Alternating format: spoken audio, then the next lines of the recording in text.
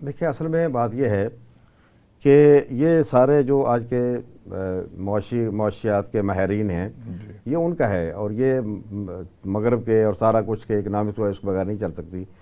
یا تو یہ ہو کہ جو ہم بات کر رہے ہیں وہ پہلے سے کہیں نافذ نہ ہوئی ہو. حضور صلی اللہ علیہ وسلم کے زمانے میں، خلفاء راشدین کے زمانے میں اور کیا زمانے میں، کیا وہ ویلفیئر سلطنت نہیں تھی؟ کیا وہ خود کفیل نہیں ہو گئے تھے؟ کیا وہ لوگ زکوٰۃ ہاتھ میں لے کر چلتے تھے؟ کوئی زکوٰۃ لینے والا نہیں ملتا تھا؟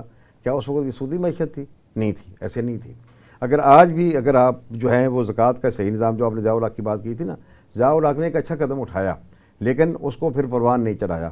اصل بات میں اس کی بات میں جواب دینا چاہتا تھا کہ جب پیچھے عوامی طاقت نہ ہو نا تو مارشل لا کے ضابطے کے تحت اسلام نافذ نہیں ہو سکتا. یہ بات جو ہے نا وہ ضابطے کے تحت نہیں ہو سکتا جب تک کہ آپ لوگوں کو اندر سے نہ پلٹے، لوگوں کو دل نہ بدلے تو اس وقت تک بات نہیں ہوتی. حضور صلی اللہ علیہ وسلم کو ہم اس لیے سب سے بڑا عدی رہنما سمجھتے ہیں، انقلاب لیتے ہیں کہ آپ جو انقلاب لائے تھے وہ کوئی جغرافیہ کا انقلاب نہیں تھا، وہ تاریخ کا انقلاب نہیں تھا، وہ دلوں کا انقلاب تھا. لوگوں کے دل بدل گئے تھے.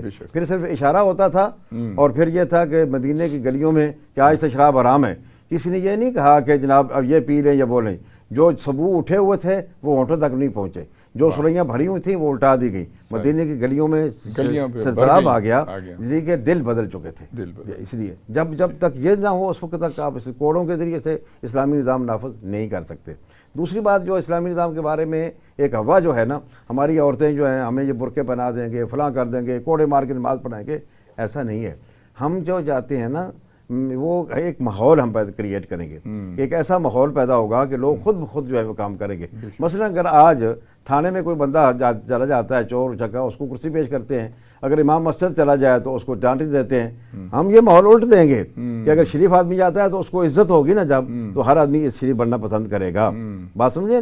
اسی طرح یہ بڑی بڑی پوش بازیاں ہیں نا، جب یہ میلاد کی محفلیں کراتی ہیں تو اس وقت ان کے سر پر دوپٹہ آ جاتا ہے. اس وقت کوئی ان کو مار تو نہیں رہا ہوتا، نہیں، اس وقت ماحول ایسا ہوتا ہے. اگر ہم پورا ماحول ایسا پتہ کر دیں تو لوگ جو ہیں وہ پھر آگے آئیں گے. اگر ہم یہ پتہ کریں کہ جب اسلامی معاشیات کے تحت جو ہے سود کے بغیر معیشت جو ہے، اب دیکھیں نا، میں تو نہیں کہتا یہ اللہ اور اللہ کے خلاف جنگ ہے. بے شک. یعنی اللہ تعالیٰ نے بدکاری کو بھی یا کسی شراب نوشی کو، ڈاکے کو، کسی کو اپنے خلاف جنگ نہیں کہا.